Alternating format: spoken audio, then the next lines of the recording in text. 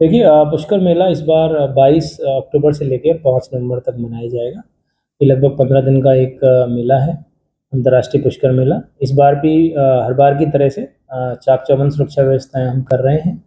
करीब 2000 का जाब्ता, पुलिस जाब्ता हमारी तरफ से लगाया जाएगा, जिसकी की स्वीकृति जल्दी PHQ से आ जाएगी।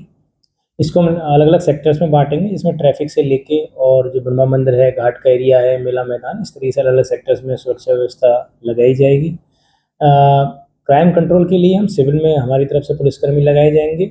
इसके अलावा नगर परिषद पुष्कर के सहयोग से CCTV भी लगाए जा रहे हैं, जिनकी एक्सेस हमारे पास रहेगी, और कोई भी घटना होने से पहले हमारा प्रयास रहेगा कि हम उसको रोक पाएँ। इस बार चूंकि कलेक्टर साहब और SP साहब की तरफ से एक नवाचार किया गया है कि ऑनलाइन प्लॉट्स आवंटित किए जा रहे हैं पशुपालकों को।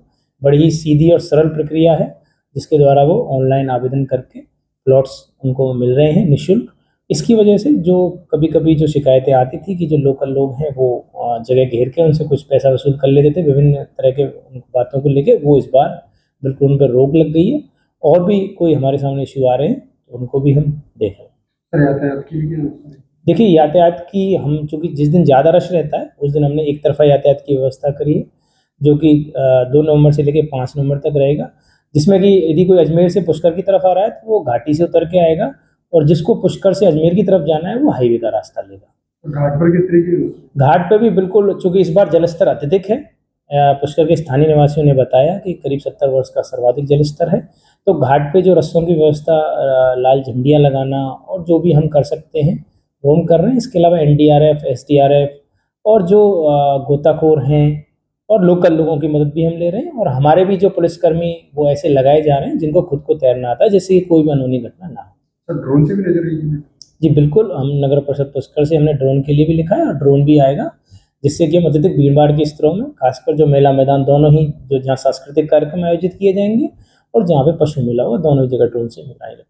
कल्चर प्रोग्राम में विवाद हो जाता है उसको? नहीं, देखिए, कल्चर प्रोग्राम चूंकि कई बार ऐसा होता है कि चतुर्दशी के दिन जो कल्चर प्रोग्राम होता है उसी दिन कई बार सेलिब्रिटी नाइट होती है, उसकी वजह से अत्यधिक भीड़ रहती है। इसके अलावा श्रद्धालुओं की भी अत्यधिक भीड़ रहती है, कभी कभी बहुत ज़्यादा भीड़ हो जाती है। इस बार इसलिए कलेक्टर साहब ने डिसीजन लिया है कि जो कल्चर नाइट, जो बेसिकली जिस दिन सबसे ज़्यादा भीड़ होगी, सेलिब्रिटी नाइट होगी, वो अब चतुर्दशी को ना होगी, त्रयोदशी को आयोजित की जाएगी, जिससे कि उस समस्या से निजात पाया जा सके।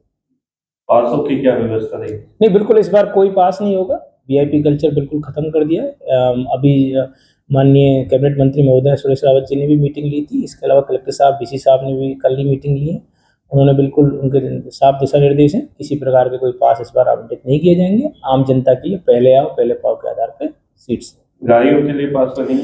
गायों के लिए बिल्कुल, जो गाय हैं उनको नगर परिषद पुष्कर द्वारा लगातार वहाँ से और काजी हाउस में भिजवाया जा रहा है। तो अभी आप देखेंगे कि पिछले कई दिनों में काफ़ी कम आवारा पशुओं की आवाज़